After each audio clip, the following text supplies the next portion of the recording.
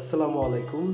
আজ অনেক দিন পর আবার আপনাদের মাঝে চলে আসলাম নতুন আরেকটি ভিডিও নিয়ে। তো আজকের মূলত যে কাজটি হবে সেটা হচ্ছে আমরা দুইটা লেয়ারকে কিভাবে একসাথে মুভমেন্ট করব এবং ট্রান্সফর্ম মাস্ক টুলসের কীভাবে ব্যবহার করতে হয় সেটা আমরা দেখব। তো চলুন আজকে ক্লাস শুরু করি। তো আমরা হচ্ছে নতুন একটা ডকুমেন্ট নিব। নতুন ডকুমেন্ট নেয়ার পর আপনি উইন্ডো থেকে বিগ স্ক্রিন দিয়ে নেবেন, সেক্ষেত্রে আপনার আর্ট করতে সুবিধা হবে। তো আমরা হচ্ছে যেই অ্যানিমেশনটার উপরে কাজ করব সেটা এখানে ওপেন করে নিয়ে আসছি। ওপেন হওয়ার পর মূলত আমরা হচ্ছে যেই পেইন্ট লেয়ারে কাজ করব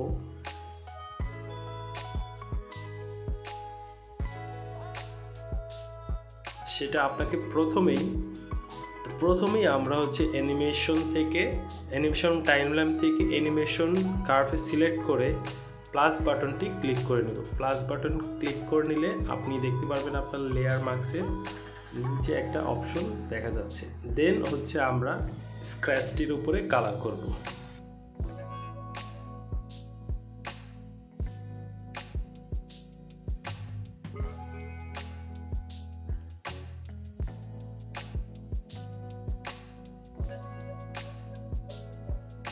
যদি আপনি স্ক্র্যাচ করে নেন তাহলে আপনার কিন্তু আর্টটি খুব সুন্দর হবে।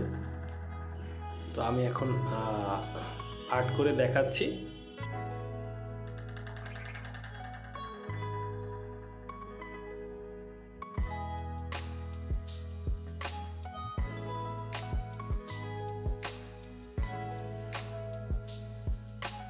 আমি যে পিকচারটা নিয়েছি সেটার অপাসিটিটা কমিয়ে নিলে সেক্ষেত্রে কিন্তু আমি আমার পেইন্ট লেয়ারে যে কাজটি করব সেই কাজটি আপনি ইজিলি দেখতে পারবেন, সলিড কালারটুকু দেখা যাবে।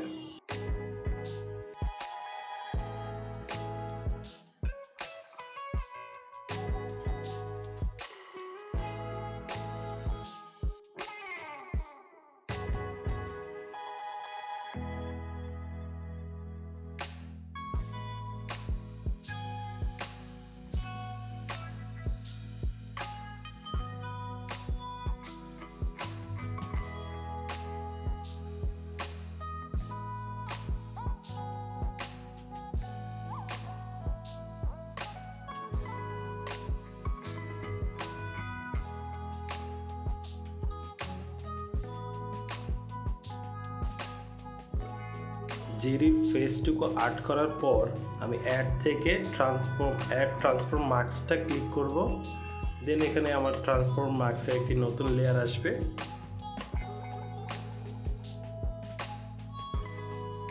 দেন আমি উইন্ডো থেকে হচ্ছে অ্যানিমেশনটা সিলেক্ট করব।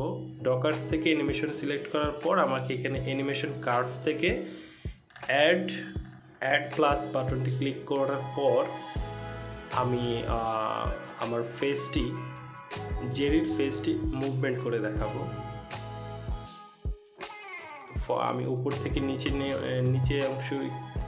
উপর থেকে একটু নিচে নামিয়েছি, দেন আবার এটা উপরে সেট করে দিচ্ছি।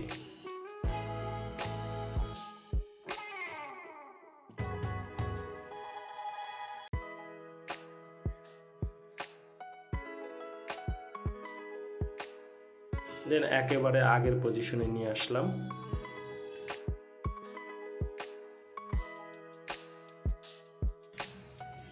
এখন আমি আমার কালারের সুবিধার্থে আবার বিগ স্ক্রিনে নিয়ে আসছি। তো এখানে আমার ট্রান্সফর্ম মাস্কের যে আই অপশনটি আছে, আই অপশনটি কিন্তু আমাকে অফ করে নিয়ে তারপরে কাজ করতে হবে। আদারওয়াইজ কিন্তু আপনার কালার অপশনটি মুভ করবে না পরবর্তীতে। তো আমার লেয়ার অপশনটি কিন্তু সেকেন্ড যে লেয়ার অপশনটি আছে সেটা কিন্তু একদম টপে আছে।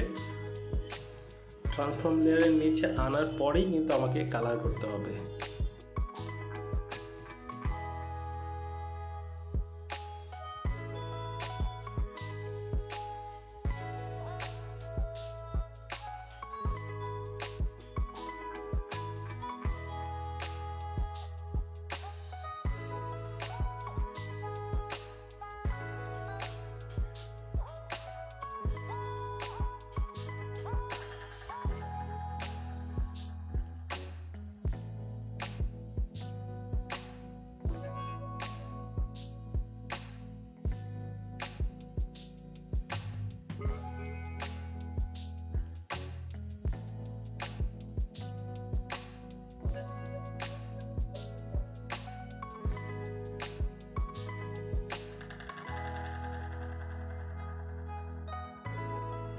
আমার কালারটি সম্পূর্ণ হয়ে গেছে।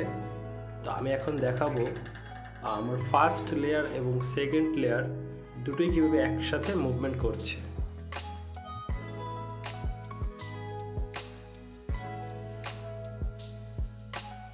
তো যেহেতু ট্রান্সফর্ম লেয়ার হচ্ছে আমার মাঝখানে আছে, তো আমি হচ্ছে তিনটা লেয়ারকে সিলেক্ট করে দেন হচ্ছে গ্রুপ করে নেব। গ্রুপের জন্য আপনি Ctrl+Z প্রেস করতে পারেন। সেক্ষেত্রে দেখা যাচ্ছে যে আমার কালার যেই অপশনটি আছে সেটা নিচে থাকার কারণে কিন্তু ট্রান্সফর্ম মার্কসের নিচে থাকার কারণে কিন্তু সেটা মুভ করছে না। তো সেক্ষেত্রে আমাকে যেটা করতে হবে, ট্রান্সফর্ম মার্কস লেয়ারটি কিন্তু প্রথম লেয়ারের উপরের দিকে দিয়ে দিতে হবে। দেন এখানে কিন্তু বোঝা যাচ্ছে যে আমার ট্রান্সফর্ম লেয়ারের নিচে কিন্তু দুইটা লেয়ার আছে। সো এখন দেখবেন যে আমার দুইটা লেয়ার কিন্তু একসাথে কাজ করছে। এটাই মূলত হচ্ছে গ্রুপ লেয়ারের কাজ। আপনি এইভাবে একাধিক লেয়ারকে আলাদা আলাদাভাবে আর্ট করে দেন হচ্ছে একটা গ্রুপে রূপান্তরিত করে দেন আপনি মুভমেন্ট করতে পারবেন। তো দেখতে পাচ্ছেন কি সুন্দর করে দুটি লেয়ার একসাথে মুভমেন্ট করছে। মনে হচ্ছে এখানে একটা লেয়ারই মুভমেন্ট করছে, আর কিন্তু এখানে দুইটা লেয়ার।